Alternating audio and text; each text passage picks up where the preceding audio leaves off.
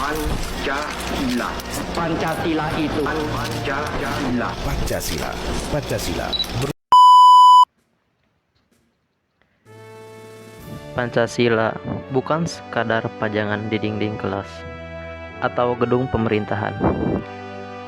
Ia adalah kompas yang lahir dari rahim sejarah yang panjang. Mari kita menengok kembali momen krusial saat pondasi bangsa ini diletakkan. Sebuah perjalanan menuju lahirnya Pancasila. Indonesia adalah mosaik dari ribuan pulau, bahasa, dan keyakinan. Pertanyaan besarnya, bagaimana keberagaman yang begitu kontras ini bisa sepakat pada satu ideologi tunggal?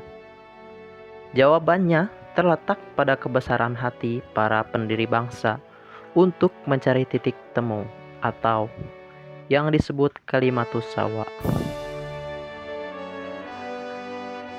Dalam video ini, kita akan membedah alur sejarah, mulai dari sidang BPUPKI, pidato lahirnya Pancasila, polemik Piagam Jakarta, ketegangan 7 kata yang menentukan nasib bangsa, hingga pengesahan final Pancasila sebagai ideologi negara. 1 Juni 1945. Di bawah panasnya suasana sidang BPUPKI, Insinyur Soekarno menyampaikan sebuah pidato monumental tanpa teks. Pidato inilah yang menjadi cikal bakal gagasan dasar negara yang kita kenal sekarang.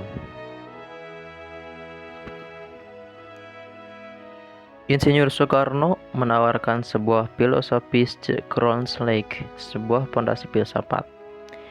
Pikiran yang sedalam-dalamnya, yang di atasnya akan didirikan gedung Indonesia Merdeka yang kekal dan abadi. Lambang Garuda bukan sekedar estetika. Ia memikul Pancasila di dadanya sebagai lambang ideologi dan pemersatu bangsa yang mengikat perbedaan menjadi satu kekuatan yang tak terpisahkan. Maka, setiap tanggal 1 Juni, kita memperingati momen bersejarah ini sebagai hari lahir Pancasila. Titik awal di mana nama Pancasila pertama kali diperkenalkan kepada dunia. 5 prinsip usulan Insinyur Soekarno saat itu adalah kebangsaan, internasionalisme, mufakat atau demokrasi, kesejahteraan sosial, dan ketuhanan yang Maha Esa.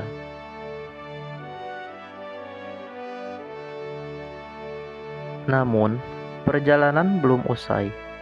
Pada 22 Juni 1945, Panitia 9 menghasilkan sebuah dokumen kompromi yang dikenal sebagai Piagam Jakarta atau Jakarta Charter, sebuah jembatan antara kelompok nasionalis religius dan nasionalis sekuler.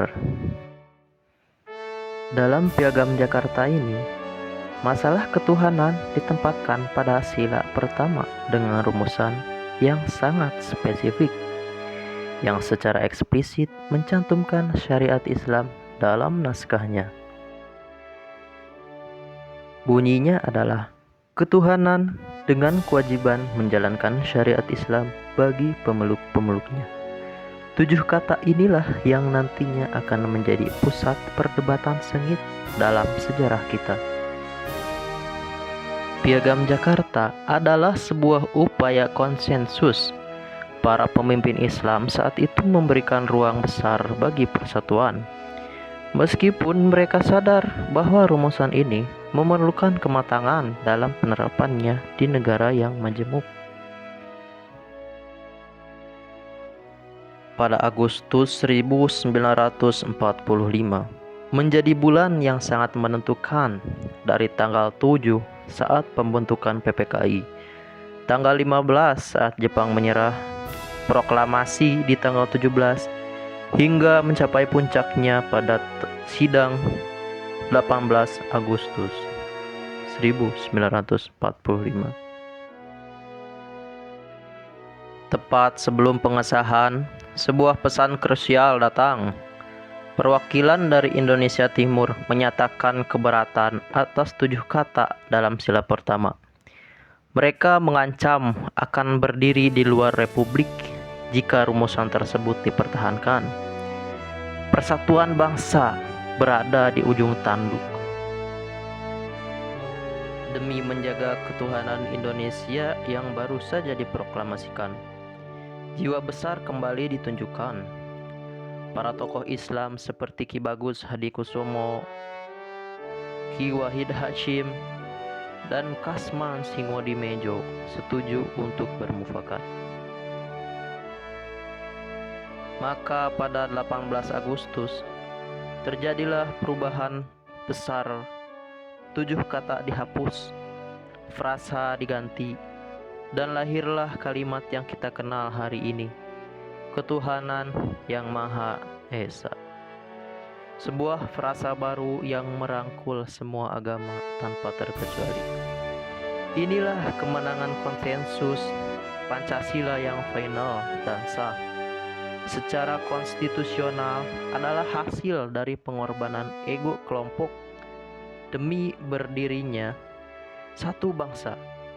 Pancasila adalah kita, rumah bersama bagi seluruh rakyat Indonesia. Terima kasih.